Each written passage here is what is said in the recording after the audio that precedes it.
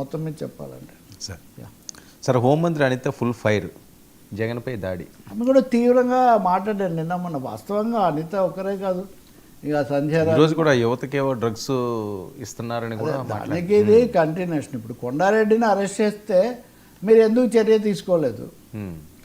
మీ విద్యార్థి విభాగం నాయకుడు ఇలా చేస్తూ డ్రగ్స్ సరఫరా చేస్తే అతనితో మా పార్టీకి సంబంధం లేదు, రెండోది మాకు అని మీరు ఖచ్చితమైన చర్య తీసుకొని ఇట్లాంటి వాటిని ఖండిస్తున్నానని మీరు ఎందుకు ప్రకటించలేదు అని ఆమె తీవ్రమైన సవాళ్ళు విసురుతున్నారు. అంతేకాకుండా జగన్ హయాంలోనే డ్రగ్స్ అన్ని చాలా బాగా వ్యాప్తి చెందాయి, విస్తరించాయి.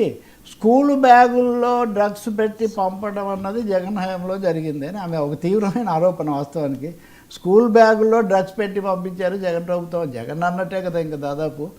కొంత విద్య బీసీలకు వీళ్ళకు ద్రోహం చేశారని, అబద్ధాలు చేశారని, ఇంకా కొన్ని సిగ్గు లేకుండా మాట్లాడుతున్నారని ఒక 60 మంది మంత్రులు వరుసగా జగన్ మీద ధ్వజమెత్తడం మనం ఈరోజు చూస్తాం. వాళ్ళ భాష కూడా చాలా తీవ్రంగా ఉంది. నిన్న కూడా ఆమె ఫేక్ వీడియోల గురించి మాట్లాడారు కదా. భువనేశ్వరి గారి విదేశీ లండన్ పర్యటనకు సంబంధించి కూడా కొన్ని వీడియోలు ఫేక్ చేశారని ఇవన్నీ నడుస్తున్నాయి. అట్లాగే అక్కడ ఒక మహిళ ఏదో స్పృహ తప్పి పడిపోతే మద్యపానం మత్తులో ఆమె మీద అత్యాచారం జరిగిందని అబద్ధాలు ప్రచారం చేశారని. సో ఈ అనేక కోణాల నుంచి వైసీపీ వాళ్ళ తరఫున సోషల్ మీడియా దుర్వినియోగం చేస్తున్నారు అని చాలా తీవ్ర స్థాయిలో ఆమె అనిత ధ్వజమెత్తడమే కాకుండా వీటిని మేము సహించాము, చాలా కఠినమైన చర్యలు తీసుకుంటాము, మీరందరూ మూల్యం చెల్లించాల్సి వస్తుంది దీనికన్నా లెవెల్లో ఆమె చాలా గట్టిగా మాట్లాడారు.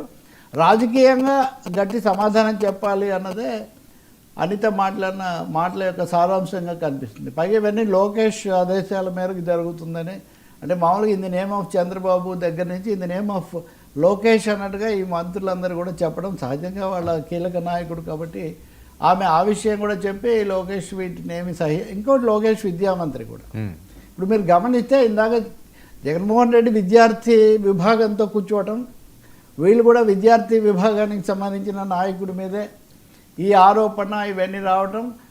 చివరకు అంటే అనిత జగన్ వైసీపీ టీడీపీ పక్కన పెట్టండి, మన వ్యవస్థ ఇక్కడికి వచ్చింది అనేది కూడా స్కూల్ పిల్లల్లో నో డ్రగ్స్ బ్రో అనే స్లోగన్ తీసుకోవాలని. వర్మ స్కూల్ పిల్లలకు నో డ్రగ్స్ బ్రో అనేది అసలు వాళ్ళకు డ్రగ్స్ అనేది ఒక స్లోగన్ లాగా ఒక దీనిలాగా చెప్పే పరిస్థితి ఎందుకు వచ్చింది? అసలు ఎంత దిగజారిన పరిస్థితి, ఆందోళనకరమైన పరిస్థితి వచ్చిందని మటుకు అనిపిస్తుంది. నిజంగా అదే వాళ్ళ ఉద్దేశం అయితే మటుకు కొంచెం నిపుణులతో చర్చించి ఇంకో విధంగా కూడా ఏదైనా పెట్టడం చాలా అవసరం. లేదు చెప్పొచ్చు అంటే చెప్పొచ్చు. ఒకప్పుడు ఎయిడ్స్ వచ్చినప్పుడు కూడా ఎయిడ్స్ గురించి కింద వరకు ప్రచారం చేయాలి అంటే అక్కడి వరకు చెప్పాలా వద్ద చాలా మీమాంసలు జరిగేవి. తప్పకుండా మనము జంట నగరాల్లో అప్పుడు చూసాం, పోలీసులు అధికారికంగానే ఇన్ని స్కూళ్ళల్లో మేము పట్టుకున్నాము అని కూడా వాళ్ళు ప్రకటించారు. అనేక పోర్నోగ్రఫీకి సంబంధించి కానీ లేకపోతే పిల్లలను చేయకూడదని ఇట్లాంటివన్నీ. కాబట్టి ఇవి ఎక్కడికి పోతాయి,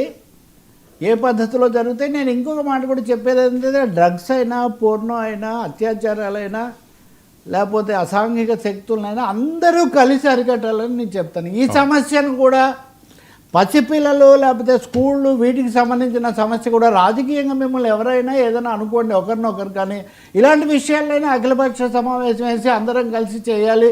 విద్యార్థి సంఘాలను కలుపుకోండి, ఉపాధ్యాయ సంఘాలను కలుపుకోండి, అలాగే పౌర సమాజాన్ని, అపార్ట్మెంట్లలో ఉన్నటువంటి రెసిడెన్షియల్ వాళ్ళను, పేరెంట్స్ను కలుపుకొని ఒక విశాలమైన అంశంగా చేయండి. మద్యపానము ఉదాహరణకు అఖిలపక్ష సారా వ్యతిరేక ఉద్యమం మహిళలు చేస్తేనే కదా రామారావు 94లో అసలు తన పార్టీ పతాక కూడా పక్కన పెట్టి సారా వ్యతిరేక పతాక నా పతాకని ఆయన వెళ్ళారు.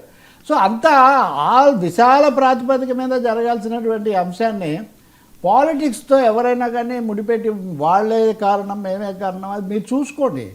ఎందుకంటే గత ప్రభుత్వంలో కూడా షిప్పుల్లో డ్రగ్స్ పట్టుబడినప్పుడు వీళ్ళు కారణమని వాళ్ళు కారణమని రకరకాల పేర్లు వచ్చాయి. చివరికి ఏది తీరం చేరలేదు, ఏది తీరం చేరింది లేదు. ఆయన ఎవరు అరెస్ట్ చేసిన ఆయన ఏమే ఎదుర్కొంటాడు ఏంటి ఆయనకు సంబంధించి. ఇప్పుడు ఈ పార్టీ వాళ్ళని వీళ్ళు సస్పెండ్ చేశారు, ఆ పార్టీ వాళ్ళని వీళ్ళు అరెస్ట్ చేశారు. కాబట్టి నేను అంటాను డ్రగ్స్ మీద ఉద్యమం చేయాలి. యువజన సంఘాలను, విద్యార్థి సంఘాలను, అలాగే ఉపాధ్యాయ సంఘాలను, తల్లిదండ్రులను, రాజకీయ పక్ష మహిళా సంఘాలను కలుపుకొని విశాల ప్రాతిపదికన చేయండి తప్ప ఇదొక రాజకీయ యుద్ధంలాగా మటుకు మార్చకండి. రాజకీయ యుద్ధం చేయండి, అది వేరే విషయం. సార్ ఎమ్మెల్యేలకు టీడీపీ వార్నింగ్ ధిక్కరిస్తే కత్తిరింపులే. నిజంగా ఇది